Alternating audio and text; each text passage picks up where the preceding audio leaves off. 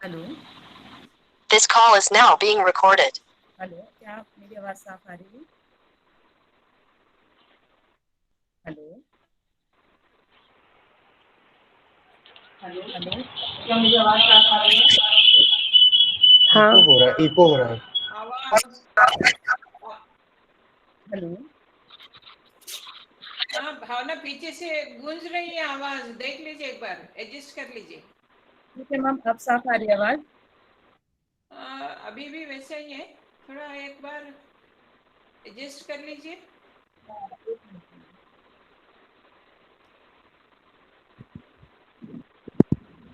शायद फोन के फैन के कारण हो सकता है, देख लीजिए एक बार। हेलो, हाँ बोलिए।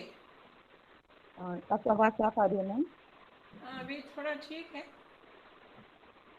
कार्यक्रम में आप सभी का हार्दिक स्वागत। हैदराबाद विश्वविद्यालय हिंदी विभाग द्वारा आयोजित ऑनलाइन व्याख्यान माला की आज तीसरी कड़ी से हम सभी जुड़ने जा रहे हैं और इस तीसरी कड़ी में हमारे साथ उपस्थित हैं प्रोफेसर रोहिणी अग्रवाल मैम। मैं हैदराबाद विश्वविद्यालय हिंदी विभाग के विभागाध्यक्ष से निवेदन करूंगी कि वे हमारे आदरणीय रोहिणी मैम का स्वागत करें। प्रोफेसर गजेंद्र पाठक सर।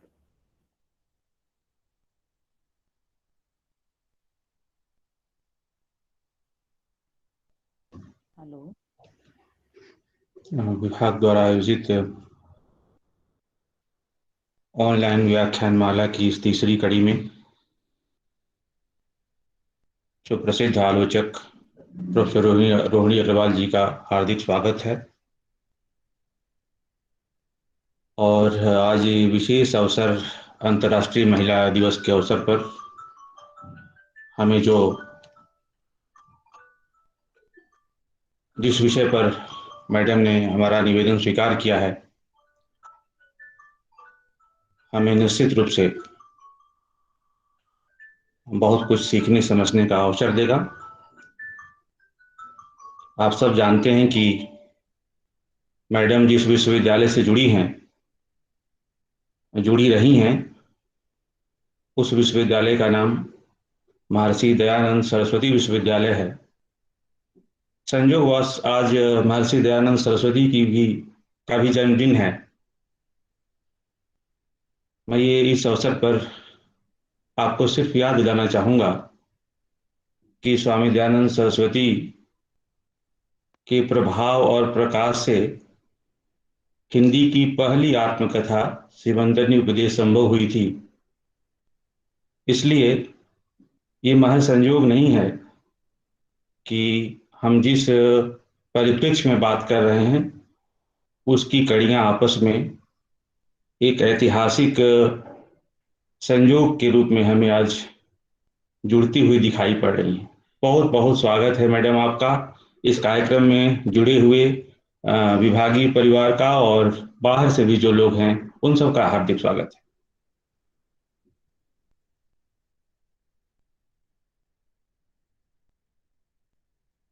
बहुत बहुत धन्यवाद सर। दरअसल एक सूचना है कि अभी 2 दिन पहले ही हमारे हैदराबाद विश्वविद्यालय हिंदी विभाग के द्वारा एक फेसबुक पेज का निर्माण किया गया है जिसका नाम है हिंदी विभाग हैदराबाद विश्वविद्यालय हिंदी SU। और ये बहुत सुखद संयोग है कि आज मैडम हमारे साथ उपस्थित हैं।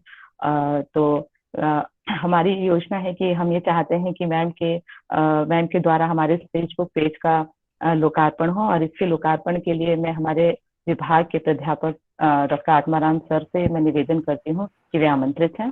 तो आत्माराम सर। जी नमस्कार, आप सभी को अंतर्राष्ट्रीय महिला दिवस की हार्दिक शुभकामनाएं।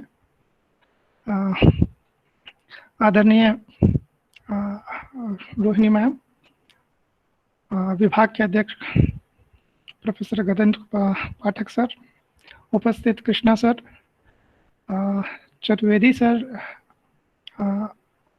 और Alok sir, Annapurna madam, Shyamrao sir, Bhim Singh sir, Anjaneyulu sir, आप सबको नमस्कार। हमारे अध्यक्ष महोदय का बहुत दिनों से आग्रह था कि हिंदी विभाग का भी एक वेबसाइट और फेसबुक और यूट्यूब चैनल होना चाहिए। और यूट्यूब चैनल तो बन गया है, फेसबुक की प्रक्रिया कुछ दिनों से स्थगित थी। कल ही हमने थोड़ा सा प्रयास किया और हिंदी विभाग का यूट्यूब चैनल के साथ साथ अब हमारे बीच फेसबुक का भी है। मैं भी मैडम की अनुमति हो तो प्रिंट ये प्रेजेंट नाउ पर स्क्रीन शेयर करता हूं, जो कि हमारे वेबसाइट को, हमारे फेसबुक पेज को दिखाएगा। मैम अनुमति दें कि हम हमारे विभाग का जो फेसबुक पेज है उसे प्रेजेंट करें।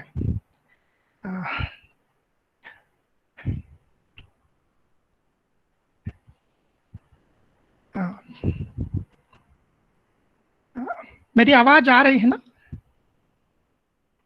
जी सर। जी जी।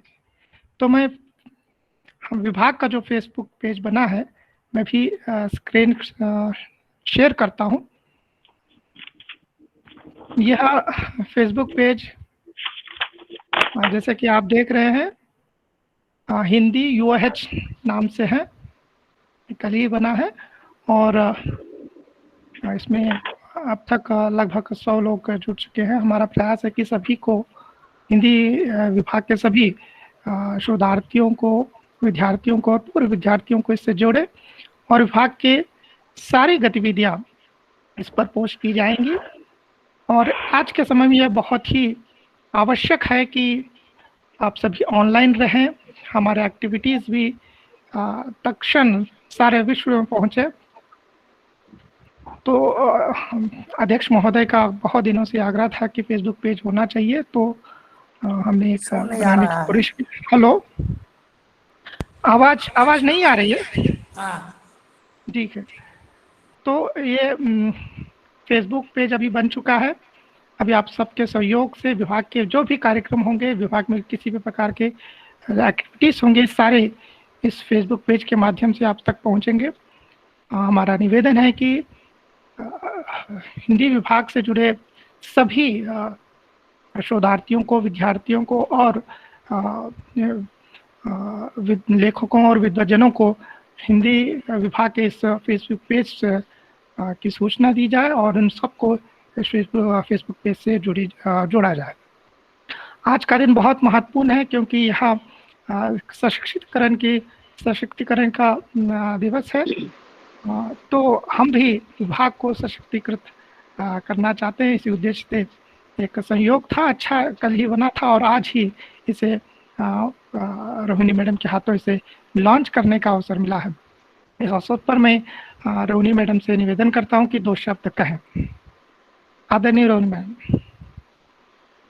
सबसे पहले तो विभागीय सदस्यों और प्रिय विद्यार्थियों, आपको बहुत बहुत शुभकामनाएं, बधाई कि यह एक बहुत बड़े कदम के रूप में देखा जाना चाहिए कि विश्वविद्यालय के एक विभाग तक सीमित कर दी गई गतिविधियां अब एक बृहत्तर विद्वत समुदाय से जुड़ रहा है, जिसमें लेखक होंगे, संस्कृतिकर्मी होंगे, चिंतक होंगे और साथ में जिज्ञासु शोधार्थियों, विद्यार्थियों और अध्यापकों का भी इसमें एक जमावड़ा होगा। यानी एक बड़ा विचार विमर्श और विचार विनिमय का एक केंद्र आज जो केंद्रीय विश्वविद्यालय हैदराबाद ने इस पेज के माध्यम से बनाया है, वह निश्चित रूप से हिंदी विभाग के लिए एक बहुत बड़ा क्रांतिकारी और वैचारिक गतिविधियों को सुनियोजित और उन्नत करने का एक मंच है। तो मैं बहुत बहुत बधाई देती हूँ विभागाध्यक्ष को, सभी अध्यापकों को, विद्यार्थियों को, क्योंकि यह एक व्यक्ति का काम नहीं है, यह टीम वर्क है। और आज जब व्यक्ति अपने मन के अंधेरों में या अपने स्वार्थों में लिप्त होता जा रहा है, उस समय जब टीम भावना, सामाजिकता की भावना क्षरित हो रही है, इसके तंतु छिन्न भिन्न हो रहे हैं किन्हीं कारणों की वजह से, उस समय एक मजबूत टीम भावना के साथ अकादमिक और साहित्यिक गतिविधियों को एक बड़े समुदाय समाज के सामने रखना और उसमें सबकी भागीदारी को सुनियोजित समन्वित करना, यह निश्चित रूप से एक बहुत बड़ी बात है। तो मैं बहुत ही आशान्वित हूँ, आह्लादित हूँ कि हमें इस पेज पर गाहे बगाहे बहुत जल्द बहुत गंभीर किस्म के बहसें सुनने को मिलेंगी, जिससे कि नई पीढ़ी का एक दिशा निर्देशन भी होगा और एक भाषा और उनकी सोच का एक उन्नत संस्कार भी बनेगा। तो एक बार फिर आप सबको बधाई और शुभकामनाएं। धन्यवाद। बहुत बहुत धन्यवाद मैम। भावना जी, हम अभी बहुत बहुत धन्यवाद मैम, बहुत बहुत धन्यवाद सर। सबसे पहले तो मैं मैम के प्रति बहुत बहुत आभार प्रकट करती हूँ हैदराबाद विश्वविद्यालय की ओर से, हिंदी विभाग की ओर से, कि तमाम व्यस्तताओं के बावजूद भी आपने हमारा आग्रह स्वीकार किया और आप हमारे साथ कार्यक्रम से जुड़ी, इसका हिस्सा बनी, और साथ ही आपके सानिध्य में इस फेसबुक पेज का लोकार्पण हुआ। ये हमारे लिए बहुत ही प्रसन्नता का विषय है। आपके प्रति हम बहुत बहुत आभार व्यक्त करते हैं आदरणीय मैम। मैम का परिचय देना एक औपचारिकता होगी, और चूंकि मुझे इस औपचारिकता को पूरा करना है, तो सुप्रसिद्ध आलोचक, नारी विमर्श चिंतक प्रोफेसर रोहिणी अग्रवाल मैम महर्षि दयानंद विश्वविद्यालय हिंदी विभाग रोहतक हरियाणा में प्रोफेसर के पद पर कार्यरत हैं। और इसी के साथ इनके तमाम कहानी संग्रह, आलोचना, संपादित पुस्तकें आ चुकी हैं। कहानी संग्रह है घने बरगद तले आओ माँ हम परी हो जाएं। आलोचना के क्षेत्र में मैम सदैव सक्रिय रहती हैं। स्त्री लेखन, स्वप्न और संकल्प, हिंदी उपन्यास में कामकाजी महिला, एक नजर कृष्णा सोबती पर, इतिवृत्त की संरचना और स्वरूप, समकालीन कथा साहित्य, सरहदें और सरोकार, साहित्य की जमीन और स्त्री मन के उच्छ्वास, हिंदी उपन्यास का स्त्री पाठ, हिंदी कहानी, वक्त की शिनाख्त और सृजन का राग, साहित्य का स्त्री स्वर, हिंदी उपन्यास समय से संवाद। इसके अतिरिक्त मुक्तिबोध की कहानी संग्रहों का भी संपादन हुआ है। इसके अतिरिक्त आपको हरियाणा साहित्य अकादमी पुरस्कार से सम्मानित किया जा चुका है, और मुझे बड़ा हर्ष है ये बताते हुए कि कहानी और आलोचना के क्षेत्र में कार्य करने के लिए मैम को 3 बार हरियाणा साहित्य अकादमी पुरस्कार से नवाजा गया है। इसके अतिरिक्त स्पंदन आलोचना सम्मान भोपाल, रेवांत मुक्तिबोध साहित्य सम्मान लखनऊ, वनमाली कथा आलोचना सम्मान भोपाल और डॉक्टर शिव कुमार मिश्र स्मृति सम्मान से भी आपको नवाजा गया है। मैं बताना चाहूंगी कि हिंदी कहानी वक्त की शिनाख्त और सृजन का राग नामक पुस्तक 14 लेखों का संग्रह है, जिसमें आपने बीते 50 वर्षों में हिंदी कहानी के जरिए समय और समाज में जो बदलाव आए उन्हें रेखांकित किया। और साथ ही मैम आप मुक्तिबोध के कहानी लेखन की गहरी अध्येता रही हैं। अपनी पुस्तक में आपने संजीव और ज्ञानरंजन जी पर भी गहन अध्ययन किया है। मैम पुनः मैं आपका हार्दिक स्वागत करती हूँ, हार्दिक अभिनंदन करती हूँ और आपके व्याख्यान के लिए आपको आमंत्रित करती हूँ। आदरणीय रोहिणी मैम। शुक्रिया भावना। व्याख्यान शुरू करने से पहले एक अनुरोध है कि आज मेरे पास घड़ी नहीं है, इसीलिए समय जब हो जाए तो आप मुझे बता दीजिएगा। और क्या मेरी आवाज और मेरी तस्वीर आप तक पहुंच रही है? दरअसल मैम आपकी आवाज आ रही है लेकिन तस्वीर नहीं पहुंच पा रही है मैम। ये किस वजह से? क्योंकि ये ऐसा क्यों हो रहा है? मैम कैमरा ऑन है ना मैम? कैमरा तो मैंने ऑन किया है। दरअसल जो प्रोफाइल पिक्चर है मैम वो आपकी दिखाई दे रही है, आपकी तस्वीर नहीं दिख रही है। मुझे खुद अपनी तस्वीर फोन पर दिख रही है और इसलिए मुझे बहुत अटपटा लग रहा है बोलने में।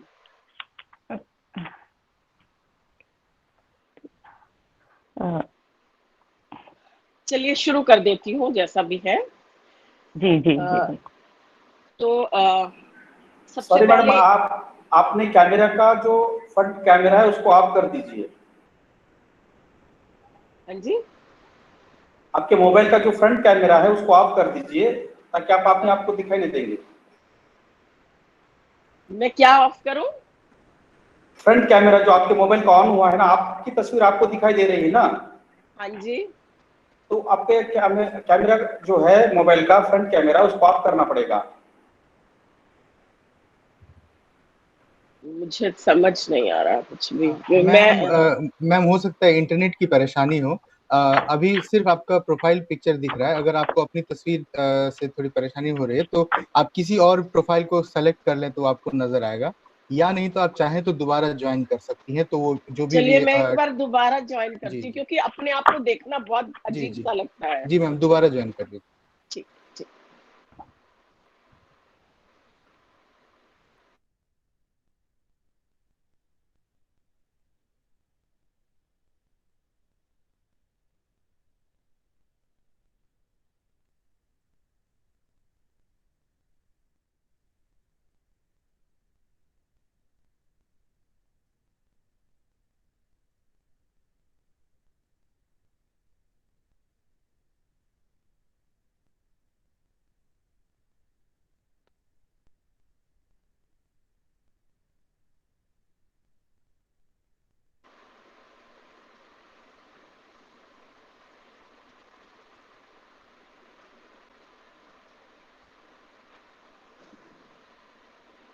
मैंने ज्वाइन कर लिया है। क्या आवाज सुन रही है? जी जी मैडम, मैम। आवाज आ रही है अभी। चलिए आवाज से ही आज काम चलाना पड़ेगा। नहीं, आप मैम दिख अब भी रहे दिख हैं रही मैडम। हैं, अब दिख रही हैं। तो मैं अपने आज के विषय की शुरुआत करती हूँ। सबसे पहले तो अंतर्राष्ट्रीय महिला दिवस की हम सबको बधाई। सामूहिक रूप से, बिना किसी लैंगिक विभाजन के, सिर्फ स्त्रियों का पर्व नहीं है। पुरुष इस पर्व से, इस सामाजिक सांस्कृतिक उत्सव से बाहर नहीं कर दिए जा सकते हैं। अंतर्राष्ट्रीय महिला दिवस दरअसल महिलाओं की उपस्थिति को रेखांकित और स्वीकृत करने के लिए पूरे के पूरे मनुष्य समाज द्वारा की गई एक वैचारिक पहल है। क्योंकि यह अंतर्राष्ट्रीय महिला दिवस लैंगिक विभाजन और लैंगिक असमानता, लैंगिक पूर्वाग्रहों के विरोध में मनुष्य की चेतना को जागृत करने का एक अभियान है। इसीलिए आज के इस अवसर पर हमें अपने अपने जेंडर से उपरत होकर मनुष्य के रूप में अपने जैविक संरचना के साथ उन सारी साजिशों, षड्यंत्रों, सांस्कृतिक संरचनाओं को समझना होगा कि स्त्री और पुरुष दो अलग अलग बायोलॉजिकल संरचनाएं होने के बावजूद क्यों सांस्कृतिक रूप से एक दूसरे का विलोम, प्रतिद्वंद्वी बनाकर समाज में प्रस्तुत करती गई है। तो जब आज का मैंने विषय लिया स्त्री सशक्तिकरण का मिथ, तो दरअसल यह इसी पूरी की पूरी बहस को केंद्र में रखकर दो चीजों को देखने का एक प्रयास है कि स्त्री सशक्तिकरण क्या है, और दूसरे, क्या सचमुच स्त्री सशक्तिकरण हो रहा है। जब मैं इस विषय को उठाती हूँ, स्त्री सशक्तिकरण का मिथ, मैं स्त्री सशक्तिकरण की चुनौतियां विषय नहीं ले रही हूँ। यदि मैं इस विषय को लेती, स्त्री सशक्तिकरण की चुनौतियां, तो मैं स्वीकारती कि हाँ, स्त्री सशक्तिकरण की एक मुहिम, एक पहल कदमी हमारे समाज में, हमारे देश में और पूरे विश्व में चलाई जा रही है। लेकिन जब मैं इस विषय को लेती हूँ, स्त्री सशक्तिकरण का मिथ, तो मानो सबसे पहले मेरा केंद्र विचार का केंद्र बिंदु मिथ शब्द आ जाता है कि क्या हम स्त्री सशक्तिकरण की दिशा में कोई सार्थक कदम उठा रहे हैं, या हम अपने पूर्वाग्रहों के साथ एक वैचारिक उदारता का लबादा ओढ़कर कुछ भ्रांतियों को, भ्रांत अवधारणाओं को समाज में फैला रहे हैं, ताकि हमारी अपनी कमजोरियां, हमारी अपनी नैतिक दुर्बलताएं और हमारी अपनी अक्षमताएं उस चटकीले भड़कीले लबादे के सामने छुप जाए। मिथ शब्द हम जानते ही हैं कि मिथ का अगर मैं शब्दार्थ करूं या इसके भीतर छिपे निहित मंतव्यों को पकड़कर इसको खोलने की चेष्टा करूं, तो मिथ को मैं भ्रांत शब्द में लूंगी, भ्रांत धारणा। ऐसी भ्रांत धारणाएं जो न तर्क से पुष्ट की जा सकती हैं, न जिसके पीछे तथ्य हैं, लेकिन चूंकि वो एक भ्रांति के तौर पर, एक छद्म सत्य के रूप में। आज हम जानते हैं कि पोस्ट ट्रूथ का समय है, सत्य नहीं है, लेकिन सत्य को इस रूप में परोसा जाता है, प्रचार के माध्यम से, विज्ञापन के माध्यम से, भड़कीले चमकीले आवरणों के माध्यम से, महिमा मंडन के माध्यम से, कि हम उसके बीच में छिपे अंधेरे पक्ष को नहीं देख पाते हैं और उसके चारों तरफ के मखमली और भड़कीले लबादों से प्रभावित होकर हम उसे स्वीकारने लगते हैं। तो यह जो भ्रांतियां हैं, भ्रांतियां दरअसल सत्य को, कुत्सित सत्य को, अंधेरे में डूबे गए सत्य को झुठलाने के लिए गढ़े गए सुनहरे मुलम्मे होते हैं, जिन्हें न तर्क से सिद्ध किया जा सकता है, न तथ्य से सिद्ध किया जा सकता है, लेकिन व्यवस्था के निहित स्वार्थों को जस्टिफाई करने के लिए व्यवस्था के प्रचार तंत्र द्वारा उसे एक सत्य के रूप में दे दिया जाता है। मैं यह बात इसलिए कह रही हूं कि साल दर साल 1960 के दशक से जब महिला मुक्ति आंदोलन की विधिवत शुरुआत हुई, एक राजनीतिक, सामाजिक, सांस्कृतिक मंच, ग्लोबल मंच के रूप में, तब से साल दर साल अंतर्राष्ट्रीय महिला दिवस मनाया जा रहा है। हम स्त्री सशक्तिकरण की बात कर रहे हैं। स्त्री सशक्तिकरण की बात करते हुए हमने कभी भी पुरुष सशक्तिकरण या पुरुष दिवस की बात नहीं की है। हम बाल दिवस की बात करते हैं, वृद्ध दिवस की बात करते हैं, यानी हम सिर्फ और सिर्फ उन दिवसों का आयोजन करते हैं ताकि उस दिवस को बौद्धिक बहसों के आयोजन के माध्यम से हम उस व्यक्ति के इर्द गिर्द बुनी गई कमजोर सामाजिक अवस्था पर, उसकी परंपरा पर, व्यवस्था की दुर्भी संधियों पर बात कर सके। जब हम स्त्री सशक्तिकरण की बात करते हैं तो कहीं हम स्वीकार कर लेते हैं कि हाँ, स्त्री को सशक्त करना जरूरी है, इसलिए जरूरी है कि स्त्री पुरुष के मुकाबले में अशक्त है।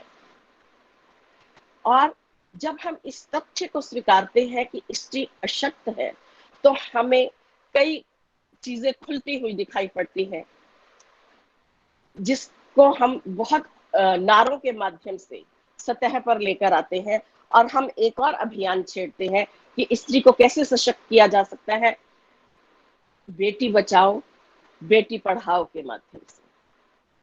यानी हम एक दिवस सशक्तिकरण की मुहिम के साथ साथ बेटी बचाओ बेटी पढ़ाओ के नारे के साथ बार बार उसी दुर्बलता को रेखांकित कर रहे हैं कि हाँ, हमारे समाज में स्त्री की स्थिति अभी कमजोर है, स्त्री को सशक्त करना जरूरी है। प्रश्न अब यहाँ उठता है कि स्त्री को सशक्त कैसे किया जाए, या स्त्री सशक्तिकरण दरअसल है क्या। सशक्तिकरण को अगर मैं शक्ति के रूप में लूं कि क्या व्यवस्था की शक्ति का हस्तांतरण पुरुष के हाथ से लेकर स्त्री के हाथ में कर दिया जाए तभी स्त्री सशक्त होगी, यह एक भ्रांति को दबाने के लिए एक दूसरी भ्रांति को फैलाना है। एक विद्वेषपूर्ण वर्चस्वशाली गढ़ को ध्वस्त करने के स्थान पर दूसरे विद्वेषपूर्ण वर्चस्वशाली गढ़ को स्थापित करना है, क्योंकि समाज स्त्री या पुरुष इन्हें दो अलग अलग प्रतिद्वंद्वी खेमों के रूप में बांटने से तरक्की नहीं कर सकता। समाज तभी तरक्की कर सकता है जब इन्हें इनके लैंगिक विभाजनों से मुक्त करके इन्हें इनकी बुनियादी मानवीय अस्मिता से प्रदीप्त और भास्वर करें। लेकिन दरअसल जब हम सशक्तिकरण की बात करते हैं तो हम यह चाहते हैं कि स्त्री को अधिकारों से संपन्न किया जाए। लेकिन मैं अपनी बात को करने से पहले शक्ति के एक बिंब को रखना चाहती हूँ कि हमारे एक इतिहास में, हमारी संस्कृति में हम राजाओं को बहुत शक्तिशाली रूप में देखते हैं। हम आज भी शक्ति के माध्यम से ही हम अमेरिका को एक बहुत बड़े विश्व के एक बहुत बड़े शक्तिशाली राष्ट्र के रूप में देखते हैं, क्योंकि हम जानते हैं कि सबसे ज्यादा पैसा, सबसे ज्यादा हथियार, सबसे ज्यादा राजनीतिक ताकत और सबसे ज्यादा दबंग भाव उसी एक राष्ट्र के पास है। हम अपनी भारतीय संस्कृति में चक्रवर्ती सम्राटों को सबसे ज्यादा शक्तिशाली मानते हैं, क्योंकि वो हिंसा के बल पर, अपनी सेना के बल पर अन्य राजाओं को पराजित करके उन्हें अपने अधीन बनाकर वे अपने शक्ति का, गौरव का, वर्चस्व का, अपनी सत्ता का परचम लहराते फिरते हैं। तो क्या जब हम स्त्री सशक्तिकरण की बात करते हैं, हम स्त्री को वह शक्ति देना चाहते हैं? ऐसी शक्ति हिंसा से पैदा होती है, और हिंसा से पैदा हुई हर शक्ति विद्वेष, घृणा और आतंक की सृष्टि करके उसको बेदखल करने के लिए अन्य आवाजों को धीरे धीरे क्रमिक भाव से संगठित करना शुरू कर देती है। शक्ति का गढ़, आतंक के आधार पर गढ़ा गया शक्ति का गढ़ दरअसल अपनी दुर्बलता के कारण ही वह वजूद में आता है, और उसे बनाए रखने के लिए वह साजिशों और षड्यंत्रों का सहारा लेता है। लेकिन शक्ति का एक और रूप हमें दिखाई पड़ता है, जो हमें महात्मा गांधी, महात्मा बुद्ध, लिंकन, ईसा मसीह में दिखाई पड़ता है। यानी आत्मबल, सैन्य बल नहीं, आत्मबल, हिंसा नहीं, प्रेम, युद्ध नहीं, करुणा, समन्वय, विश्वास, सद्भाव। तो ये इन सब नैतिक गुणों से विभूषित व्यक्ति को ही क्या हम सशक्त माने? यदि हम इसे ही सशक्तिकरण की परिभाषा के भीतर लेकर आते हैं, तो याद करें कि जब गोदान में प्रेमचंद मेहता के माध्यम से स्त्रियोचित गुण और पुरुषोचित गुणों की बात करते हैं, तो स्त्रियों के पास वो ये सब के सब गुणों की एक सूची वो दिखाते हैं कि स्त्रियां महात्मा हैं, स्त्रियां देवियां हैं, और ये सब स्त्रियोचित गुण प्रेम, विश्वास, करुणा, अहिंसा, त्याग, सद्भाव, समर्पण, सहिष्णुता, धीरता, परोपकार, ये सब गुण स्त्रियों के बुनियादी गुण हैं। और यदि यह गुण पुरुष में आ जाते हैं तो वह महात्मा हो जाता है, और पुरुष के गुण स्त्री में आ जाते हैं तो वह उल्टा हो जाती है। हम सब प्रेमचंद द्वारा दी गई, मेहता के मुंह से उच्चरित इस परिभाषा को बहुत अच्छे से जानते हैं। तो स्त्रियों के पास तो ये बुनियादी गुण हैं जो चक्रवर्ती सम्राट की अपेक्षा गांधी, बुद्ध, लिंकन और ईसा मसीह को उनसे तरजीह देती है। तो हम स्त्रियों को किस रूप में सशक्त करना चाहते हैं? निश्चित रूप से हम यह कहेंगे कि सशक्तिकरण का अर्थ है स्त्री को वैचारिक रूप से उन्नत करना, भावनात्मक रूप से प्रखर करना, नैतिक रूप से उसे वर्जनाहीन बनाना। यानी स्त्री का चहुमुखी विकास करना, भावनात्मक स्तर पर, शैक्षणिक स्तर पर, बौद्धिक स्तर पर, नैतिक स्तर पर, ताकि वह समाज में अपनी एक प्रमुख निश्चित भूमिका अभिनीत कर सके।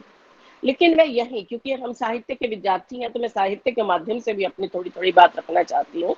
यही मुझे 1905 में लिखी रुकैया सखावत हुसैन, जो उर्दू की बहुत बड़ी लेखिका रही हैं, उनकी एक कहानी याद आ जाती है, सुल्ताना का सपना। उस कहानी में वो स्त्री सशक्तिकरण के एक बहुत बड़े प्रोजेक्ट को लेकर चली हैं, और स्त्री सशक्तिकरण की ऐसी मिसाल उन्होंने सामने रखी है जिसे आज भी समाज को व्यवहारिक स्तर पर उतारना अभी शेष रहा है। उनकी स्त्री जो सुल्ताना है, वह पूरी की पूरी कहानी एक फैंटेसी में रची गई है, और यह लड़की सुल्ताना अनायास एक ऐसे देश में पहुंचती है जहां सब जगह, दफ्तरों में, गलियों में, बाहर समाज में पुरुष है ही नहीं, है तो सिर्फ और सिर्फ स्त्रियां। और वह प्रश्न पूछती है कि अरे, स्त्रियों को दिन रात घर से बाहर इस तरह से निर्द्वंद घूमते हुए किसी भय की अनुभूति नहीं होती? तब उसकी सखी वहां पूछती है, जो उस नए देश में उसकी सखी बनी है, कि मुझे लगता है कि तुम भारत जैसे देश से आई हो जहां स्त्रियों को घर में बंद रखा जाता है, लेकिन तुम्हें वहां बंद क्यों रखा जाता है?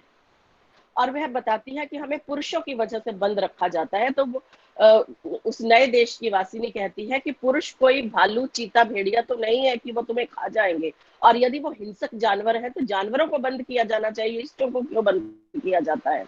और फिर उसके बाद वह कथा सुनाती है कि हमारे देश में सदियों पहले इतनी ही पुरातन प्रथा थी, स्त्रियां घर में बंद रहती थी, लेकिन हुआ ऐसा कि हमारे देश पर एक बार पड़ोसी देश ने आक्रमण कर दिया और हमारी सेना, पुरुष, निश्चित रूप से स्त्रियां घर में रहती थी तो सब कुछ सत्ता के सभी केंद्रों उपकेंद्रों पर पुरुषों का ही वर्चस्व था।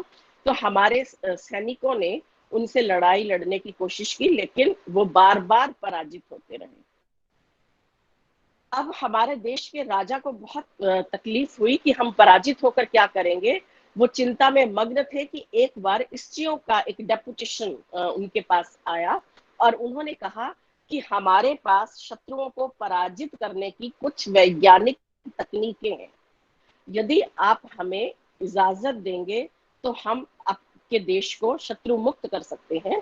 और तब उन्हें इजाजत दी गई बहुत सी शर्तों के साथ। स्त्रियों ने ये कहा कि जब तक हम अपने इस मुहिम को अंजाम नहीं देंगे, घर में पुरुष रहेंगे, वो हमारी किसी भी बात में बाधा उपस्थित नहीं करेंगे और गार्हस्थ्यिक दायित्वों की परिपालना और बच्चों का पालन पोषण का काम वे पुरुष करेंगे और हमें आप खुली छूट दें ताकि हम खुद स्ट्रेटजी बनाकर शत्रुओं को परास्त कर सके। राजा मरता क्या ना करता, हारा तो हुआ ही था। उसने सोचा एक दाम और खेल लो, तो स्त्रियों को उन्होंने अनुमति दी। उस समय स्त्रियों के साथ एक अच्छा काम यह हो रहा था जो आज भी हमारे समाज में हो रहा है कि स्त्रियों को विभिन्न विश्वविद्यालयों में, स्त्री विश्वविद्यालयों की स्थापना की गई थी। उन विश्वविद्यालयों में स्त्रियों को पढ़ने की सुविधा दी गई थी। तो वे स्त्रियां विज्ञान की छात्राएं थी और 2 यूनिवर्सिटीज के प्रोडक्ट थी। एक यूनिवर्सिटी पानी, वर्षा के पानी को कंजर्व करके उसकी जल ऊर्जा बनाती थी और एक यूनिवर्सिटी की स्त्रियों ने सोलर एनर्जी को संरक्षित, कंजर्व करके उसकी सोलर एनर्जी बनाई थी। और इस एनर्जी का उपयोग उन्होंने विस्फोटक बम बनाने में भी किया था। उसका अगर उन्होंने सकारात्मक प्रयोग भी किए थे, रचनात्मक उपयोग, समाज के हित के लिए उन्होंने कुछ अन्वेषण किए थे, तो उन्होंने आत्मरक्षा के लिए कुछ संहारक बम भी बनाए थे। तो जैसे ही शत्रु की फौज आई, उन्होंने दोनों तरफ से सोलर एनर्जी और वाटर एनर्जी द्वारा बनाए गए बमों से उनको परास्त कर दिया। और उसके बाद स्त्रियों ने ये कहा कि हमें कुछ समय अपना काम भी चलाने दें। दफ्तरों में पुरुष, घरों में पुरुष अच्छा काम कर रहे हैं तो हम दफ्तरों में जाकर काम करते हैं।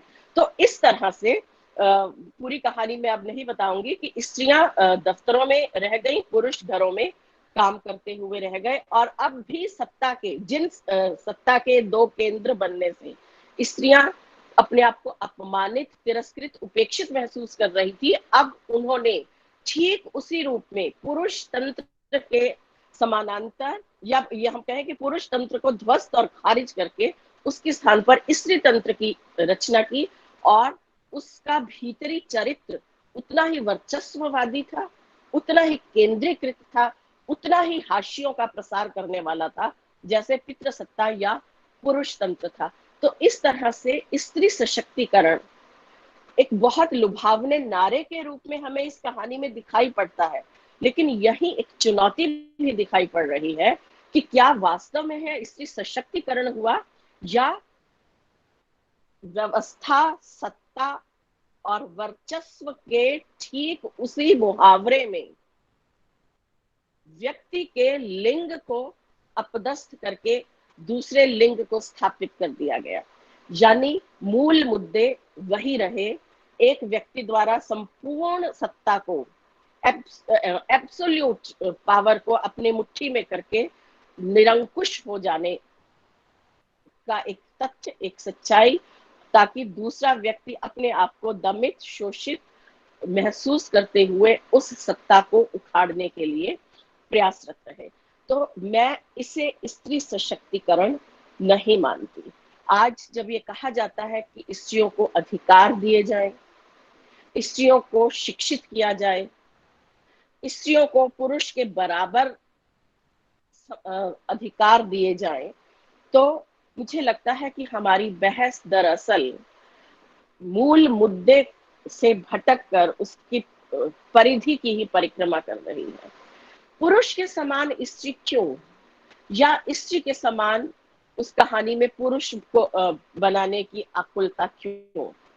हम मनुष्य हैं, हमारे चिंतन में जब एक लिंग प्रमुख हो जाता है तो अनिवार्य रूप से दूसरा लिंग प्रतिद्वंद्वी विद्वेषी की हैसियत से आता है। स्त्री सशक्तिकरण की अवधारणा तभी समाज में एक क्रांतिकारी, एक रचनात्मक वैचारिक अभियान के रूप में उपस्थित हो सकती है जब हम लिंगों को भूलकर उसकी बजाय मनुष्य की मुक्ति की बात करें, मनुष्य के सशक्तिकरण की बात करें। क्योंकि जब हम स्त्री सशक्तिकरण की बात करते हैं तो एक सवाल अनिवार्य रूप से इसके साथ जुड़ा हुआ है कि क्या पुरुष सशक्त है। यहाँ फिर हमें उसकी शक्ति को विश्लेषित करना होगा। वो शक्तिशाली हमें किस रूप में दिखाई पड़ रहा है? अपने देह के बल पर? उसके शक्ति के क्या प्रमाण हमें दिखाई पड़ रहे हैं? क्या उसकी शक्ति स्त्री पर, कमजोर पर हिंसा के रूप में दिखाई पड़ रही है, इसलिए हम उसकी शक्ति की आराधना कर रहे हैं? यदि शक्ति का अर्थ कुंठाओं, नकारात्मकताओं, ग्रंथियों और वर्जनाओं से मुक्त होकर एक उदार सोच को ग्रहण करना है, तो यहाँ यह प्रश्न फिर से उठता है कि क्या पुरुष सच में अपनी ग्रंथियों, अपनी नकारात्मकताओं, वर्जनाओं, अहंकार और दंभ से मुक्त होकर समाज को एक आंख से देख सका है? शक्ति की अवधारणा समाज को बांटने में नहीं है। शक्ति की अवधारणा बंटवारे में, हिंसा और घृणा में डूबे हुए समाज को उसकी भय की, उन्माद की, हिंसा की ग्रंथियों से मुक्त करके उसे एक समन्वित मनुष्यता के सूत्र में बांधना है। दरअसल स्त्री सशक्तिकरण की बात जब मैं करती हूँ तो मैं एक ऐसे समाज का सपना देखती हूँ जहां स्त्री और पुरुष सहभागिता में अपनी बात कर रहे हैं, जहां संवाद है, जहां समन्वय है, सद्भाव है, एक दूसरे से मुक्त होकर अपने वजूद को स्थापित करने का पूर्वाग्रह और हठ नहीं है। एक दूसरे के साथ जुड़कर एक मुकम्मल इंसान को रचने का वैचारिक आग्रह है। इसीलिए स्त्री सशक्तिकरण की अवधारणा को या स्त्री सशक्तिकरण की मुहिम को मैं सभ्यता समीक्षा का एक बहुत बड़ी वैचारिक व्यग्रता का नाम देती हूँ। यह सभ्यता समीक्षा है। जब हम कहते हैं बेटी बचाओ बेटी पढ़ाओ, यह हमारे सशक्तिकरण के नारे को दिशा देने के लिए हमें एक बहुत बड़ा दिशा निर्देशक सूत्र दिखाई पड़ता है, लेकिन यहीं से यह हमारे समाज के खोखलेपन और समाज में मौजूद विघटनशील ताकतों की ओर भी संकेत करता है। बेटी पढ़ाओ, बेटी सबसे पहले बेटी बचाओ, यानी हम यह मानते हैं वैधानिक तौर पर, सामाजिक तौर पर हम बहुत ईमानदारी से इस तथ्य को स्वीकार कर रहे हैं कि हमारे समाज में आज भी या तो कन्या भ्रूण हत्या हो रही है या जन्म लेते ही कन्या शिशुओं की हत्या की जा रही है। दूसरे, हत्या सिर्फ उसे उसकी सांसों को घोट देना ही किसी की हत्या करना नहीं होता। तिल तिल कर मारना, यह हत्या का एक जघन्य रूप है। जब हम बेटी बचाओ की बात करते हैं तो हम सूक्ष्म स्तर पर हत्या के इस गहरे रूप की ओर भी उन्मुख होते हैं कि और उसी से हमारे सामने प्रश्न आता है कि क्या हमारे समाज में एक लड़के की तुलना में लड़की को तिल तिल कर घुटना नहीं पड़ता है? क्या हर रोज तिल तिल जलते हुए उसे मौत को अंगीकार नहीं करना पड़ता है? मीराबाई अपनी कविताओं में कहती है कि उन्होंने जहर का प्याला पिया, राणा जी ने जहर का प्याला भेजा, पीवत मीरा हासी रे। ये जो जहर का प्याला है, यह वास्तव में एक फिजिकल जहर का प्याला नहीं है इसे हम अभिधा में नहीं ले सकते। हर स्त्री क्या आज हमारे समाज में बद्ध कर दी गई, उपेक्षित कर दी गई, प्रताड़ित कर दी गई, अपमानों के साथ, नियति के साथ वह घूंट घूंट जहर पीकर अपनी जिंदगी को नहीं जी रही है। हर पल पर अपमानित और अपने वजूद को स्थगित करने की यंत्रणा यदि आज स्त्री की नियति, उपलब्धि या उसका दाय बन गई है, तो क्या यह जीवन को उन्मुक्तता, सहजता, स्वायत्तता में जीना है, या यह जीवन को स्थगित करते हुए तब तक उस छोटे से वृत्त में घूमते रहना है जब तक सांसें उसके भीतर है। तो बेटी बचाओ, बेटी की हमें जान की रक्षा भी करनी है, बेटी के मान की रक्षा भी करनी है। जब हम बेटी बचाओ की बात करते हैं तो उसके मान की रक्षा की बात क्योंकि बहुत महत्वपूर्ण हो जाती है, और हम देखते हैं कि आज स्त्री समाज अपने मान सम्मान को चौराहे पर तार तार होते हुए देख रहा है। तो यह सशक्त समाज, स्त्री सशक्तिकरण के लिए उठे हुए एक सशक्त समाज की निष्ठाओं पर एक बहुत बड़ा प्रश्न चिन्ह लगाता है। स्त्री को किस तरह से अपमानित किया जा रहा है देह के द्वार पर, यह भी उसकी हत्या है, उसके वजूद की हत्या है, उसके आत्मसम्मान की हत्या है। स्त्री आज हम जानते हैं कि वह देह के स्तर पर तीन तरह से, या हम इसे कई रूप कोटियों में विभाजित कर सकते हैं, कि स्त्री सबसे पहले आज वय की सीमा छोड़ दें, 6 महीने की बच्ची से लेकर 80 साल की स्त्री तक आज बलात्कार, ईव टीजिंग, छेड़छाड़, एसिड अटैक जैसी क्रूरताओं का शिकार होने की आशंका मात्र से भयभीत रहती है।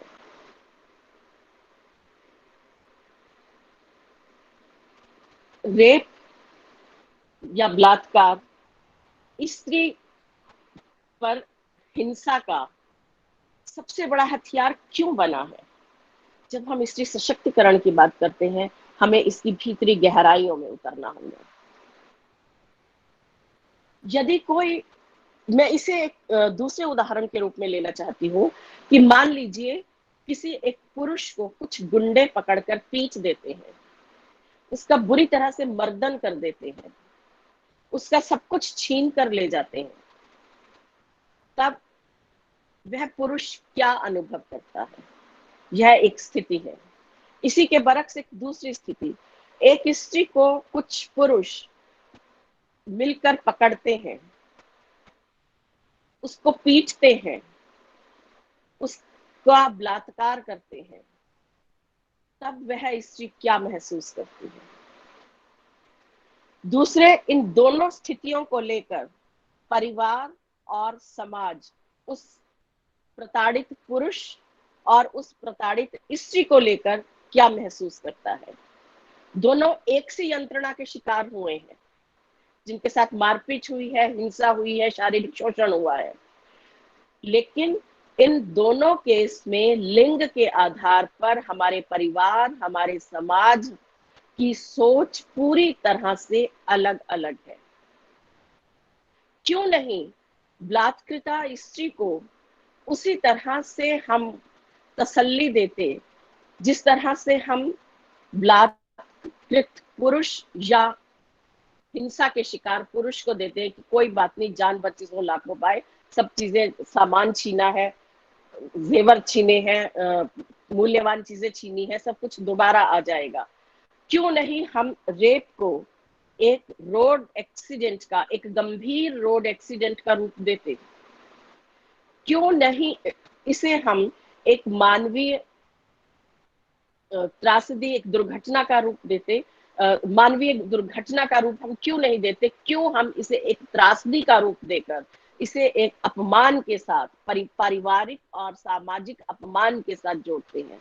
इसलिए कि स्त्री की यौनिकता में हमने पितृसत्ता से उधार लेकर शुचिता के, सतीत्व के कुछ गुणों को ठूंस दिया है, और उन्हीं ठूसे हुए गुणों को ही हम स्त्री की अस्मिता, स्त्री के वजूद, स्त्री के आत्म और स्त्री की शुचिता का पर्याय बना रहे हैं। मानो स्त्री स्वयं अपने आप में ना एक दैहिक, वैचारिक, बौद्धिक, स्वायत्त अस्मिता है, बल्कि हम यह स्वीकार करते हैं कि उसकी स्थिति परिवार में, समाज में पुरुष के सापेक्ष है और पुरुष मूल्यों को आभ्यंतरीकृत इंटरलाइज करते हुए वह उन्हीं मूल्यों के आधार पर अपनी प्रामाणिकता और वास्तविकता को सिद्ध करने के लिए रची गई एक पुरुष संचालित रोबो है। जब हम बलात्कार को इतने घृणित रूप में देखते हैं, तभी हम कहीं इस दावे को झुठलाते हैं कि हाँ, हम समाज में स्त्री सशक्तिकरण की मुहिम चला रहे हैं। स्त्री सशक्तिकरण की मुहिम चलाने के लिए हमें उसे निश्चित रूप से पढ़ाना है, उसे आर्थिक रूप से हमें उसे उन्नत करना है, लेकिन क्या हम समाज को वैचारिक रूप से उन्नत कर पाए हैं?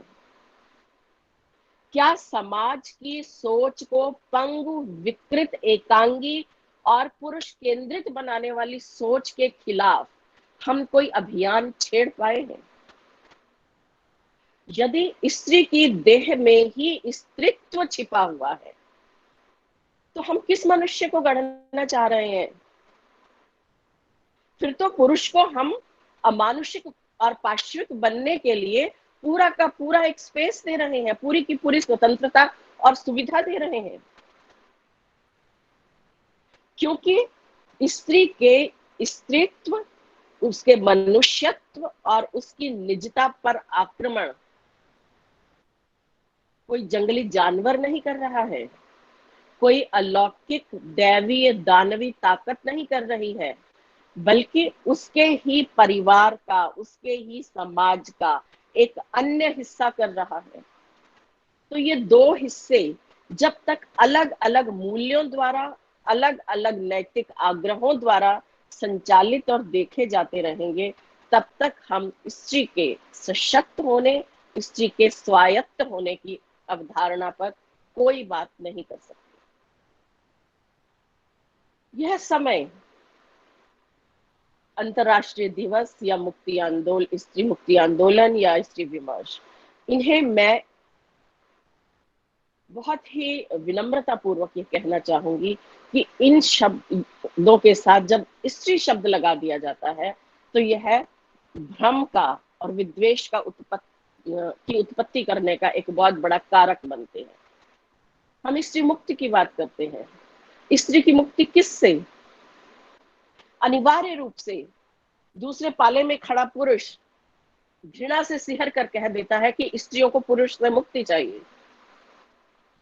जब हम स्त्री सशक्तिकरण की बात कहते हैं, तो वह उपेक्षा से मुंह बिचकाकर कहता है कि ओहो, स्त्री अब सारे अधिकार लेकर उसे हंटर से परिचालित करना चाहती है। दरअसल यह बैटल ऑफ सेक्सेस नहीं है, इसीलिए इन शब्दों को रिप्लेस किए जाने की आवश्यकता है।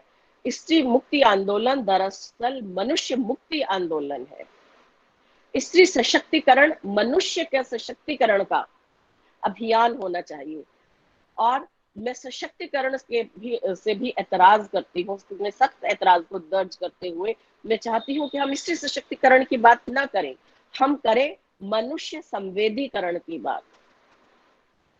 हमें एक संवेदनशील समाज चाहिए, हमें संवेदनशील मनुष्य चाहिए, और असंवेदनशीलता और पुरुष मूल्यों से ग्रस्त सिर्फ पुरुष ही तो नहीं है, स्त्री भी तो है। हमें जब मनुष्य संवेदीकरण समाज की बात, संवेदीकृत समाज की बात करेंगे, तब हम असंवेदनशीलता के धरातल पर उतरकर अपने अपने मूल्य, निष्ठाएं, विचार और चिंतन ग्रहण करते हुए स्त्री और पुरुष बहुतायत में दिखेंगे। लेकिन जब हम स्त्री सशक्तिकरण की बात करते हैं, तो हम बाइनरी बना देते हैं, अपोजिट बाइनरी, कि ये पुरुष उत्पीड़क है, पुरुष शोषक है, पुरुष हिंसक है, पुरुष के पास सब अधिकार है, और स्त्री बेचारी है, हेल्पलेस है, उसका उद्धार किया, उसका कल्याण किए जाने की आवश्यकता है। जबकि हम जानते हैं कि वस्तुस्थिति ऐसी नहीं है। समाज में स्त्री संवेदी हृदय के पुरुष बहुत ज्यादा हैं। यदि समाज में हमें बलात्कारी दिखाई पड़ रहे हैं, यदि समाज में हमें रुग्ण मानसिकता के पुरुष दिखाई पड़ रहे हैं, तो हमें उतने ही उदार हृदय, उतने ही उदार सोच के स्त्री के प्रति संवेदना और सौहार्द रखने वाले पुरुष भी दिखाई पड़ रहे हैं।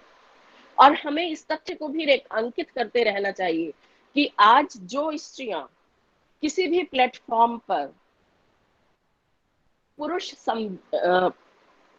मनुष्य के रूप में एक मुकम्मल व्यक्तित्व के साथ हमें दिखाई पड़ रही है, उनका प्लेटफॉर्म कुछ भी हो सकता है, समाज सुधार से लेकर चिंतन, लेखन, दर्शन, संस्कृति कर्मी, किसी भी रूप में, एक कार्यकर्ता के रूप में भी जब वो बाहर दिखाई पड़ती हैं, तो हमें यह स्वीकार करना होगा कि उसकी यह स्वतंत्रता स्वयं संघर्षों के बाद ही उपार्जित नहीं है, बल्कि उसे स्वतंत्र करने में, उसे उसका स्पेस देने में और उसके संघर्षों को स्वीकार करने में उसके परिवार के पुरुष वर्ग की भी उतनी ही महती और सकारात्मक भूमिका है। मुकम्मल मनुष्य के रूप में यदि स्त्री और पुरुष दोनों अपना व्यक्तित्व को रचते हैं, तो दरअसल एक दूसरे के सहयोग के साथ ही रचते हैं। इसीलिए यह अक्सर कहा जाता है कि एक सफल पुरुष के पीछे एक स्त्री का संघर्ष, मौन संघर्ष हमेशा दिखाई पड़ता है। मैं उसी रूप में कहूंगी कि एक सशक्त स्त्री, सशक्त को मैं पारंपरिक ढंग से कह रही हूँ, लेकिन एक मैं ये कहूंगी कि मनुष्य संवेदीकृत स्त्री के रूप में हमें एक स्त्री के संघर्ष के पीछे उसके परिवार के पुरुषों के वैचारिक औदार्य और मनुष्यता की एक लंबी श्रृंखला भी दिखाई पड़ती है। तो फिर से मैं इसी तथ्य को रेखांकित करूंगी कि स्त्री सशक्तिकरण की अवधारणा इसीलिए भ्रांत अवधारणा है क्योंकि यह पुरुष से काटकर स्त्री को एक अलग खेमे के रूप में गढ़ने का ना तो कोई वैचारिक अभियान है, ना ही इसका लक्ष्य ऐसा है। यह मनुष्य को, एक सशक्त संवेदनशील मनुष्य को रचने का एक प्रयास है। यहीं पर जब सतीत्व की अवधारणा आई है, यहाँ मैं ये कह सकती हूँ कि स्त्री को पराधीन, यदि हम स्त्री को मुक्त करने की या इस समाज को मुक्त करने की बात करते हैं, तो हमें इस सभ्यता समीक्षा के दौरान उन बिंदुओं को रेखांकित करना होगा कि कौन से बिंदु स्त्री को देह के रूप में, ऑब्जेक्ट के रूप में या पुरुष सापेक्ष अस्मिता के रूप में रिड्यूस करने में अपनी एक केंद्रीय भूमिका निभाते रहे हैं। और उसमें मैं मानती हूँ कि सतीत्व या यौन शुचिता, बल्कि दोनों सतीत्व और यौन शुचिता की अवधारणा, यह मिलकर स्त्री को पुरुष की दैहिक संपत्ति का रूप देते हैं। दैहिक शब्द को मैं बलपूर्वक रेखांकित करना चाहूंगी क्योंकि इसी के साथ शोषण के, सामाजिक शोषण के विविध रूप और सामाजिक कुरीतियों के विविध रूप हमें दिखाई पड़ते हैं। हम जानते हैं नवजागरण आंदोलन जब समाज सुधार कार्यक्रमों में लिप्त था, संलग्न था स्त्री की मुक्ति के लिए, तो विवाह संस्था से जुड़े हुए कितने सारे उसने कानून बनाकर सुधार किए। बहुविवाह प्रथा निषेध, कुलीन विवाह प्रथा निषेध, अनमेल विवाह, दहेज प्रथा का विरोध, बाल विवाह का विरोध। तो इस तरह से ढेर सारी विवाह संस्था में स्त्री के शोषण को समझना, उसकी शिनाख्त करना और फिर स्त्री को कुछ उसके सामाजिक अधिकार दिलाने के लिए प्रयास करना, वह नवजागरण आंदोलन की एक बहुत महत्वपूर्ण उपलब्धि कही जा सकती है। और उसी समय ही हमें स्त्री संवेदी दृष्टि से संचालित पुरुषों का एक बड़ा जत्था दिखाई पड़ता है, जो राजा राम मोहन राय, ईश्वर चंद्र विद्यासागर, जस्टिस राणा डे और सावित्री और वो ज्योतिबा फुले, बहुत से अंबेडकर, बहुत से विचारकों, समाज सुधारकों के रूप में हमें दिखाई पड़ा है। लेकिन आज जब हम स्त्री की बात करते हैं, कुछ फिल्मों के माध्यम से, कुछ बहसों के माध्यम से, हम देखते हैं, या चितकौबरा उपन्यास की मैं बात यहाँ करना चाहूंगी, मृदुला गर्ग ने इसे 1975 में यानी 70 के दशक में रची गई रचना। आज से 45 बरस पूर्व जिस उपन्यास में वो मैरिटल रेप की बात को हौले से गूंथ देती है, वैचारिक चिंतन के प्रस्थान बिंदु के रूप में, क्या उस मैरिटल रेप यानी स्त्री के जीवन को रोज रोज आक्रांत कर देने वाली, घर की चार दीवारी में होने वाले, स्त्री की देह के साथ होने वाले उस उत्पीड़न के खिलाफ हमने कोई किसी एक मंच पर बहस करनी चाहिए? क्या पूरे विश्व में जब मैरिटल रेस को एक कॉग्निजेंस ऑफेंस माना गया है, एक दंडनीय अपराध माना गया है, तो क्या कारण है कि भारत में मैरिटल रेप को हम अपराध की संज्ञा ही नहीं देते हैं? और जब इस किस्म की बहसें कुछ उठी तो जुडिशरी साफ तौर पर मना कर देती है कि यदि हम मैरिटल रेप को एक दंडनीय अपराध की संज्ञा देंगे तो फिर विवाह संस्था ही नष्ट हो जाएगी। इस लचर तर्क को देते हुए क्या न्यायपालिका की पुरुषवादी मनोवृत्तियां सामने नहीं आई हैं, जो यह स्वीकार कर रहा है कि हाँ, स्त्री का मैरिटल रेप किया जाता है, लेकिन साथ ही वो स्वीकार कर रहा है कि हाँ, मैरिटल रेप करने का अधिकार पुरुष को है, क्योंकि स्त्री उसके लिए देह है, स्त्री उसके लिए दैहिक उपनिवेश है जिस पर वह अपनी विजय पताका, अपना साम्राज्य खड़ा करना चाह रहा है। तब फिर हम क्यों स्त्री मुक्ति की बात करते हुए उन धर्म ग्रंथों की कुछ कुछ पंक्तियों को उद्धृत करते हैं जहां ये कहा जाता है कि पुरुष के लिए स्त्रियां हरे भरे चरागाह है, जैसे जानवर का जब मन होता है वह चरागाह में जाकर हरी हरी घास पर मुंह मारकर अपना पेट भरता है, उसी तरह से पुरुष अपने स्त्री रूपी चरागाह को जब चाहे चर सकता है। तो क्या हम यह मान रहे हैं कि स्त्री निर्जीव वस्तु है और पुरुष मनुष्य नहीं है, पशु है?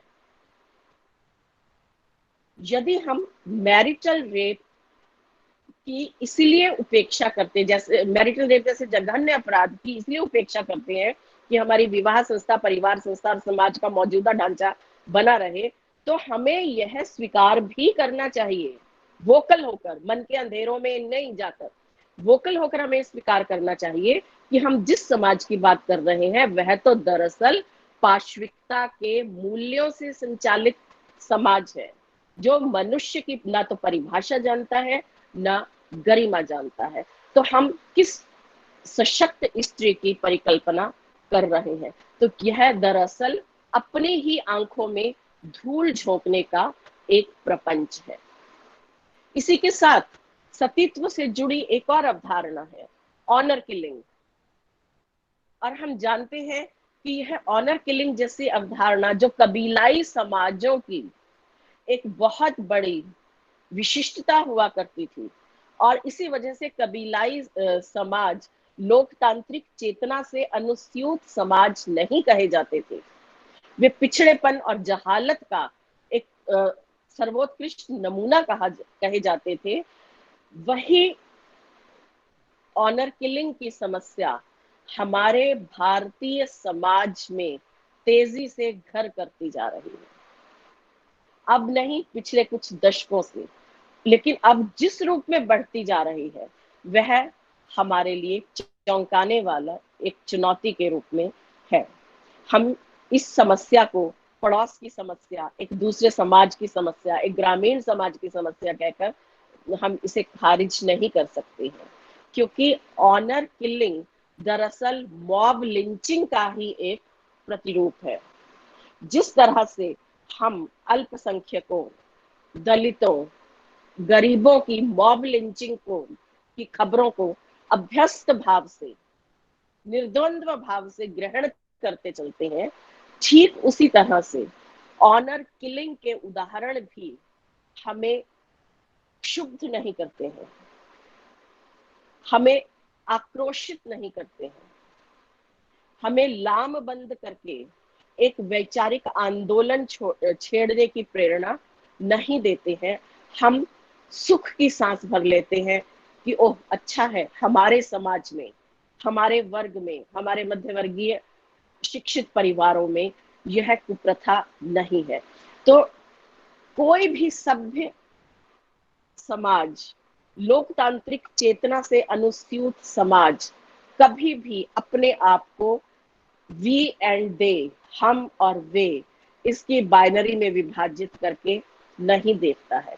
लोकतंत्र का अर्थ ही यही है, या मनुष्य होने का अर्थ ही यही है कि मेरा मैं दूसरे के मैं का ही प्रतिरूप है। मेरी भीतरी आकांक्षाएं, मेरे भीतरी स्वप्न, मेरी भीतरी महत्वाकांक्षाएं और मेरी अनुभूतियां ठीक उसी रूप में मेरे भीतर सक्रिय हैं जिस रूप में वह दूसरे के भीतर सक्रिय है। तो मेरी मनुष्यता का आईना दूसरा व्यक्ति होना चाहिए। मेरी संवेदना उसी रूप में उस तक पहुंचनी चाहिए जैसी संवेदना मेरे परिवार के सदस्यों के साथ होगी। तो इतने बड़ी वैचारिक मनोभूमि पर उतरे बिना हम मनुष्य की मुक्ति और मनुष्य की संवेदनशीलता की परिकल्पना बिल्कुल भी नहीं कर सकते हैं।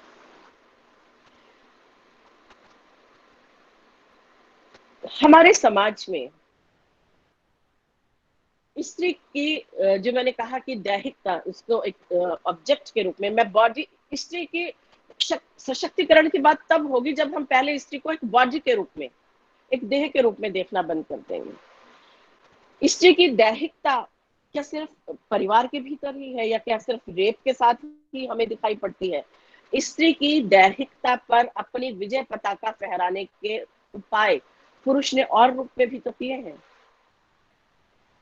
यदि आज समाज में वेश्यावृत्ति जैसी समस्याएं हैं, यदि आज विमेन ट्रैफिकिंग राज्य, राष्ट्र और विश्व के स्तर पर एक चुनौतीपूर्ण समस्या के रूप में उभर रही है, यदि आज पोर्न इंडस्ट्री फल फूल रही है, तो इसके लिए क्या दोषी सिर्फ स्त्रियां हैं कि वही देह के माध्यम से आजीविका कमा रही हैं? क्या सेक्स वर्कर्स, बार डांसर्स, चीयर लीडर्स अपनी मर्जी से अपनी देह की नुमाइश करती हैं? मनुष्य की सशक्तिकरण की मुहिम दूसरों पर उंगली उठाने से संपन्न नहीं होती। यह मुहिम दरअसल आत्मालोचन, आत्मविश्लेषण और आत्म परिष्कार की मुहिम है। और इसीलिए जब हम इन प्रश्नों से रूबरू होते हैं तो हम यह जानते हैं कि पोर्न इंडस्ट्री और प्रोस्टिट्यूशन, इन दोनों विकृत संस्थाओं का संरक्षक, स्वामी और बेनिफिशियरी, उसका से लाभ उठाने वाला व्यक्ति, वह सिर्फ और सिर्फ पुरुष है। तो पुरुष की विकृत काम वासना की पूर्ति के लिए स्त्री को कब तक माध्यम बनाया जाता रहेगा? स्त्री सशक्तिकरण की बात करते हुए हमें इस सवाल को गुपचुप भाव से नहीं, मुखर भाव से, अपने सवाल में चुनौती, गुस्सा और भविष्य की दिशाओं को गूंथ कर पूछना होगा इस सवाल को कि क्यों हम आज एक बेहतर इंसान की रचना नहीं कर पाए हैं।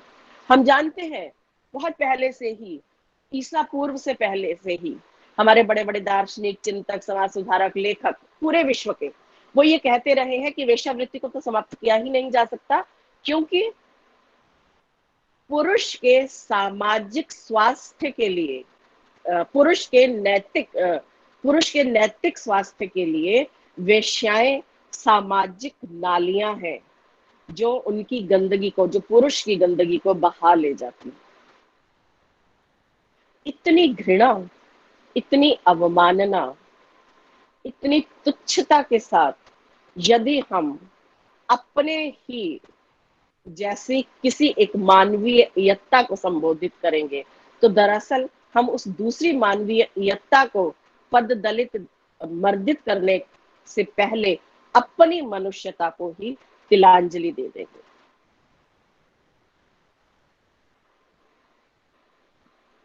इसी के साथ जो मैंने शुरू में बताया कि एक नारा चल रहा है बेटी बचाओ, दूसरा है बेटी पढ़ाओ, यानी कहीं हम मान रहे हैं कि शिक्षा स्त्रियों तक नहीं पहुंच रही है।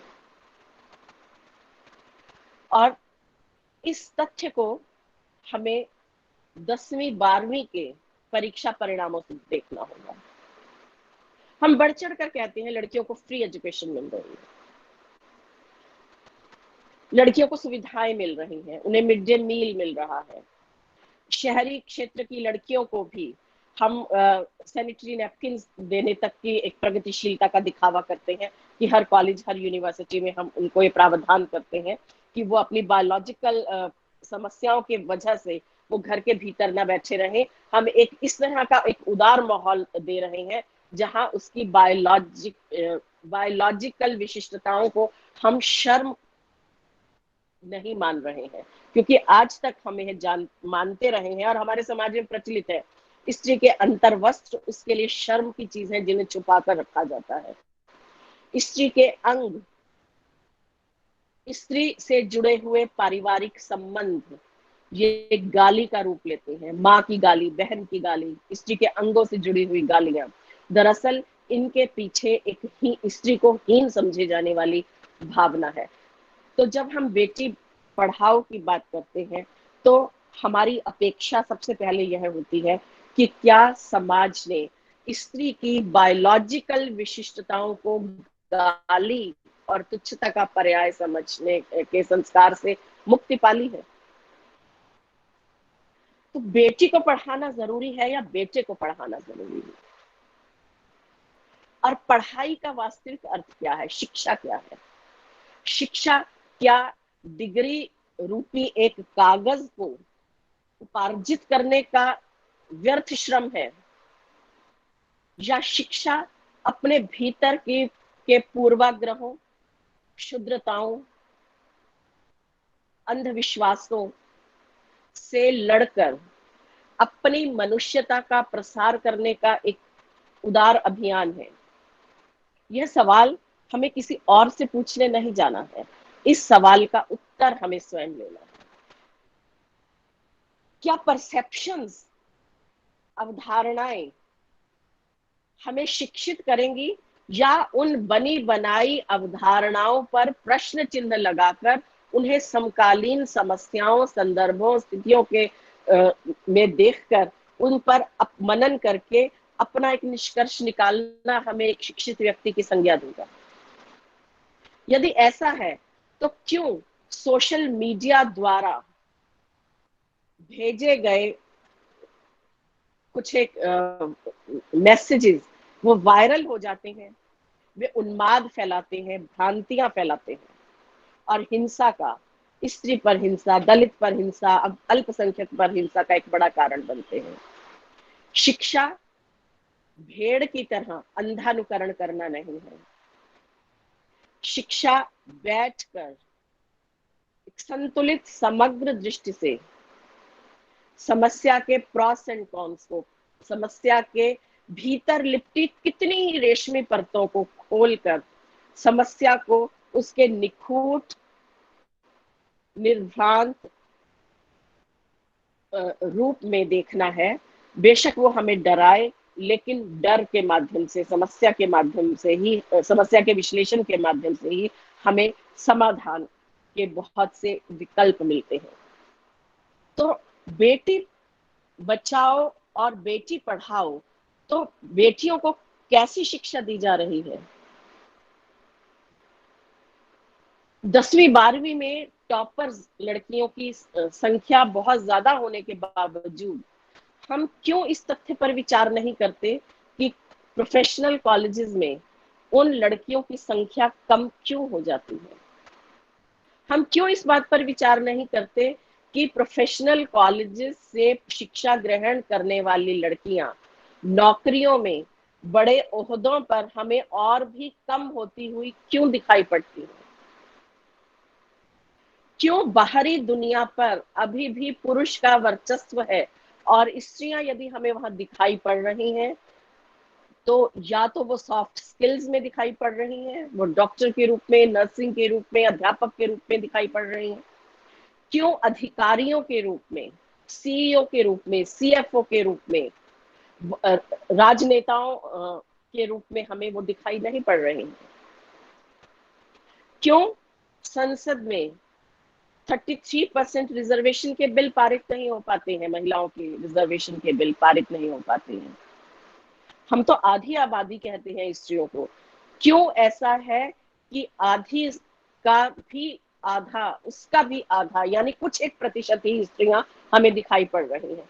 अपने खबरें भी हमने इन दिनों पढ़ी होंगी कि विश्व में भी स्त्रियों लैंगिक असमानता और पूर्वाग्रहों की शिकार हैं, लेकिन वहां फिर भी भारत की तुलना में ऊंचे ओहदों पर काम करने वाली स्त्रियों का प्रतिशत बेहतर है। जैसे सीईओ और सीएफओ, भारत में यदि 2% स्त्रियां ही इन ऊंचे पदों पर आसीन है, तो विश्व में यह आंकड़ा 15% पहुंच जाता है। जब ग्लोबल रैंकिंग जैसी संस्थाएं स्त्री की स्वतंत्रता और समानता के आधार पर ग्लोबल रेटिंग करती है देशों की, उस समय हम देखते हैं कि भारत अंतिम पायदान पर खड़े कुछ विश्वों के समूह में आता है। उसके बावजूद हम जब यह दावे करते हैं कि स्त्री मां के रूप में पूज्या है, भारत एक ऐसी संस्कृति रही है जो स्त्री की मातृशक्ति की आराधना करता है, स्त्री को देवी मानता है, स्त्री को श्रद्धा मानता है, तब हमें अपने आप पर हंसना चाहिए और हंसकर अपने आप पर शर्मिंदा होना चाहिए कि नारे और आप्त वचन यह हमारी नग्नता को ढांपने वाले पोशाक नहीं होते। यह ठीक वैसी ही पोशाक है जैसे एक कहानी हम सब ने पढ़ी होगी, राजा नंगा है, कि एक कारीगरों ने राजा के कहने पर कारीगरों ने एक लंबे समय तक, बहुत बड़े अरसे तक बहुत से कारीगरों ने मिलकर करघे पर एक बहुत बड़ा चोगा बुना, लेकिन वो चोगा दिखाई नहीं दे रहा था। और राजा ने कहा कि मुझे तो राजा कुछ पूछे कि मुझे दिखाई नहीं दे रहा, तो कारीगरों ने कहा कि यह ऐसा चोगा है जो उन्हीं लोगों को दिखाई पड़ेगा, हम जिन धागे की, जिन रेशमी तारों का इस्तेमाल कर रहे हैं, वे तारे बहुत ही शक्तिशाली और बहुत ही चमत्कारी तारे हैं, और ये तारे उन्हीं को दिखाई पड़ती हैं जो ईमानदार लोग हैं। तो राजा को वो दिखाई नहीं पड़ा, राजा को लगा रही मैं तो बेईमान हूँ। तो वो 2-3 साल तक कारीगर उसे बुनते रहे और राजा के दरबारी, मंत्री, बहुत से गणमान्य लोग आकर सराहते रहे कि देखो कितना सुंदर डिजाइन है, कितना सुंदर। दिख किसी को नहीं रहा था, लेकिन मन के अंधेरे कोने में कोई भी अपने आप को बेईमान साबित नहीं कर, अपने बेईमानी का साक्षात्कार करने के बावजूद पब्लिक प्लेटफॉर्म पर वो अपने आप को बेईमान नहीं बताना चाह रहा था। तो अंततः जुलूस का दिन आया, राजा को बहुत ही तामझाम के साथ नौकरों ने वह लबादा पहनाया, नौकरों को भी नहीं दिख रहा है, किसी को नहीं दिख रहा है, और राजा बहुत ही शान से उस न दिखने वाले अदृश्य लबादे को धारण करके जुलूस में वो पूरे नगर का भ्रमण कर रहा है, और सभी उस नग्न राजा को देखकर हतप्रभ हैं कि अरे हम भी बेईमान हैं, क्योंकि राजा ने तो धारण किया हुआ है, बाकी सब लोगों को दिख रहा है, सिर्फ मुझे ही नहीं दिख रहा है। तो वह राजा का नग्न जुलूस पूरे शहर में घूमा और सब वाह कर रहे हैं कि ऐसा अद्भुत लबादा हमने नहीं देखा, ऐसी कलाकारी, पच्चीकारी, ऐसा कसीदा। तो अचानक एक बच्चा उस भीड़ में आता है और वो कहता है राजा नंगा है, राजा नंगा है। तो यह जो हमारी व्यवस्था में स्त्री को स्त्री यानी कुत्सित, घृणित, प्रताड़ित बनाने का जो षड्यंत्र है, और पुरुष को पुरुष यानी अमानुषिक, पाश्विक, दरिंदा और दंभी, अहंकारी बनाने का जो षड्यंत्र चल रहा है, इसे हम सशक्तिकरण के किसी भी नारे, किसी भी आप्तवचन, किसी भी महिमा मंडित सामाजिक अभियान के साथ संपन्न न करें, बल्कि इन तमाम कोशिशों के बीच हम पुख्ती से अपनी इस बात को रखें कि हाँ, राजा नंगा है कि हाँ, सशक्तिकरण दरअसल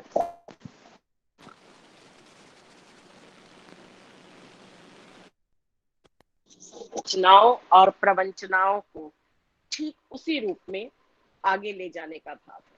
मैं अपनी अंतिम बात, बहुत सी बातें हैं लेकिन मुझे लग रहा है समय हो गया है, एक बात और कहूंगी कि जब हम स्त्री सशक्तिकरण की मुहिम की बात करते हैं, यानी जब हम मनुष्य को एक संवेदनशील मनुष्य को की निर्मिति की बात करते हैं, तब हमें अपने रोजमर्रा की जिंदगी में आने वाले उत्सव और सांस्कृतिक संरचनाओं पर भी पुनर्विचार करना होगा। हम रक्षाबंधन, और हमें यह देखना होगा कि धर्म संस्था, संस्कृति और पूंजी की ताकत बाजार के रूप में किस तरह से हमें शिकार हम देखेंगे कि बाजार ने हमारी प्राथमिकताओं को भी निश्चित नहीं किया है, बल्कि हमारे सामाजिक उत्सवों के स्वरूप को भी नए किया। बाजार रक्षाबंधन से पहले सजे रहते, छठ पूजा, रथ यात्रा, दशहरा, दिवाली, करवा चौथ, इन सब त्योहारों को लेकर बाजार कितनी छूट की कंसेशन वो देते हैं, और ज्यादातर आप देखिए किस पर होते हैं, ज्वेलरी पर, आभूषणों पर। तो क्या हम यह माने कि स्त्री की प्राथमिकता और स्त्री की आत्यंतिकता सिर्फ और सिर्फ सज्जा में ही है, आभूषणों में ही है? तब हम सीमंतरी उपदेश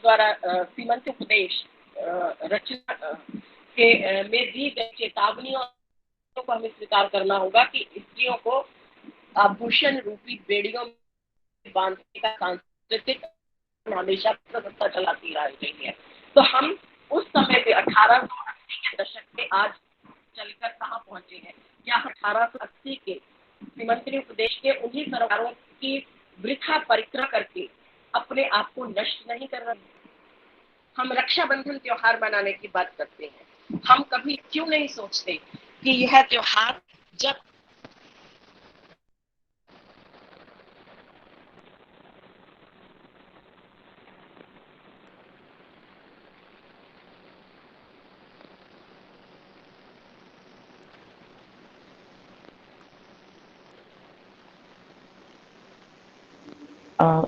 मैम आपकी आवाज हम तक नहीं पहुंच पा रही है, दरअसल लग रहा है कुछ तकनीकी समस्या है। नहीं आ रही है? अब आई मैम, अब आई। तो कितनी देर से नहीं आ नहीं बस अभी कुछ सेकंड से मैम, अभी कुछ सेकंड से तक।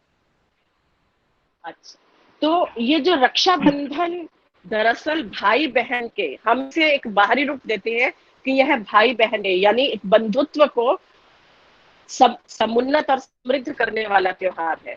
यदि ये वास्तव में ऐसा होता तो इस त्योहार की रक्षा के लिए कच्चे सूत्र भाई बहन के हाथ में बहन भाई के हाथ में बांधती, लेकिन भाई बनवाकर उसे आश्वासन नहीं देता कि वो उसकी रक्षा करेगा, और बहन रक्षा के आश्वासन को न लेकर उसकी कीमत फौरी तौर पर भौतिक कीमत वसूलने लगती। इन विकृतियों पर हमें विचार करना है, और साथ ही उन ऐतिहासिक संरचनाओं पर विचार करना है जो हुमायूं और कर्णावती के रूप में हमें दिखाई पड़ी। भावना नहीं सुन रहा?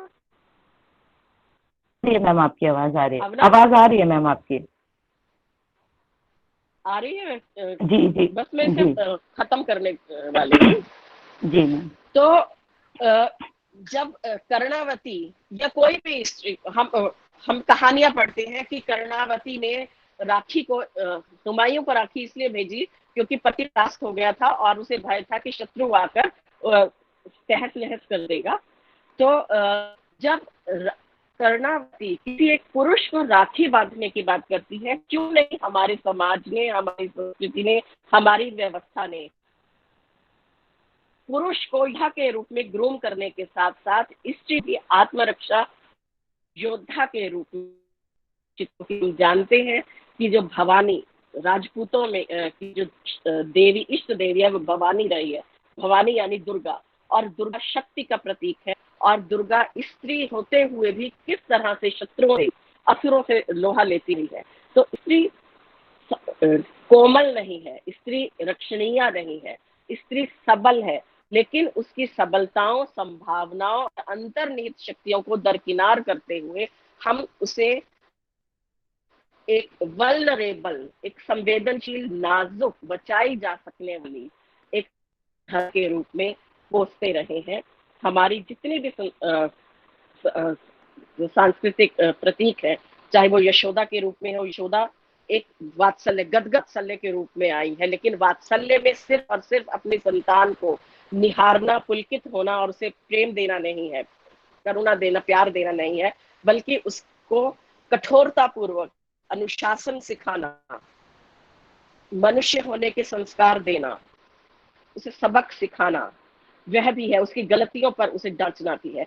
यदि सूर की यशोदा के बिंब को हमने वात्सल्य और माँ का प्रतिरूप ना बना दिया होता, तो आज हम हर बलात्कारी के होने पर यह इस प्रश्न को उठाते कि स्त्री अपने मातृत्व को क्यों गलत परवरिश के माध्यम से कलंकित रही है। मेरे पास बहुत सी बातें और हैं, लेकिन यह तो अनंत है, अनंत हरि कथा अनंत।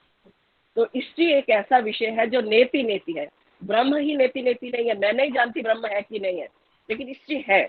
और क्योंकि ब्रह्म की विवेचना में कहते हैं ना, न इति नेति नेति, और भी।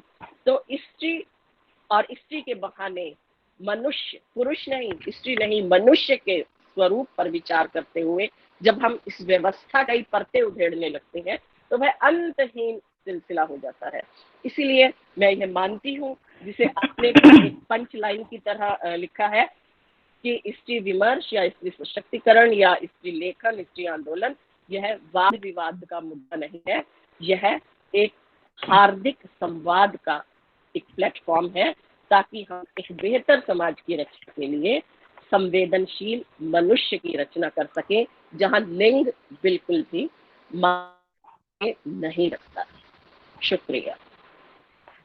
बहुत बहुत धन्यवाद मैम। दरअसल आपके इस विशिष्ट व्याख्यान ने कुछ भी कहने से ज्यादा हमें सोचने के लिए विवश कर दिया है कि स्त्री विमर्श को लेके जिस दिशा में हम सोचते हैं, जिस दिशा में हम आगे बढ़ते हैं, क्या वह मार्ग ठीक है। आपने बहुत ही महत्वपूर्ण बात कही कि स्त्री सशक्तिकरण सही मायनों में स्त्री को वैचारिक रूप से, भावनात्मक रूप से और नैतिक रूप से सशक्त करने की प्रक्रिया है, और वह तभी संभव है जब हम सभी पूर्वाग्रहों से मुक्त होकर आगे बढ़ें और मनुष्य सशक्तिकरण और मनुष्य संवेदीकरण की अवधारणा को लेकर ही हम स्त्री विमर्श को एक सही दिशा निर्देश दे सकते हैं, एक सही दिशा में आगे बढ़ सकते हैं। आपके इस विशिष्ट इतने गंभीर व्याख्यान के लिए हमारा हैदराबाद विश्वविद्यालय आपका आभारी रहेगा। हमारे इस कार्यक्रम से जुड़े सभी विद्वज्जनों से मैं आग्रह करूंगी, यदि आपके मन में कोई भी शंका हो, कोई भी प्रश्न हो, तो आप रख सकते हैं। आपके प्रश्न आमंत्रित हैं।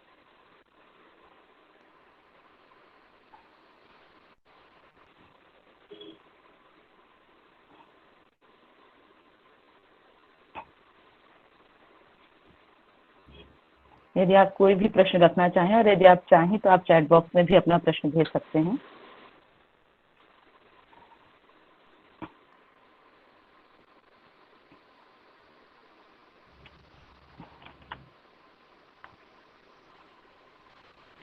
मुझे लगता है कि कोई प्रश्न नहीं है, और मुझे ऐसा लगता है कि मैम आपके व्याख्यान के बाद, आपके व्याख्यान में हम सभी को इतना अंदर से झकझोरा है कि प्रश्न हमारे सामने खड़े हो गए हैं कि अब हमें उन प्रश्नों से जूझना है, हमें उन प्रश्नों को लेकर उनके उत्तर को खोजने की प्रक्रिया में आगे निकलना होगा।